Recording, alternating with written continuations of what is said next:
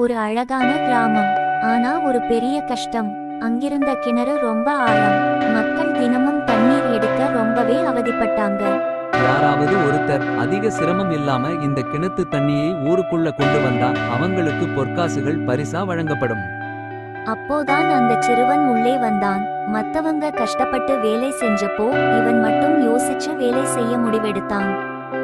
சிறுவன் ஒரு நீண்ட பிளாஸ்டிக் குழாயை எடுக்கிறான். அந்த குழாய் முழுக்க தண்ணீரை நிரப்புகிறான். காற்று உள்ளே இருக்கக்கூடாது. ஒரு முனையை கிணற்றுக்குள்ளும் மறுமுனையை தன் கையால் மூடிக்கொண்டு பள்ளமான பகுதிக்கும் கொண்டு வருகிறான். மெதுவாக கையை எடுக்கிறான். தண்ணீர் அருவி போல கொட்டுகிறது. மத்தவங்க தண்ணியை மேல தூக்க பார்த்தாங்க. ஆனா இவன் தண்ணியோட திசையையே மாத்திட்டான்.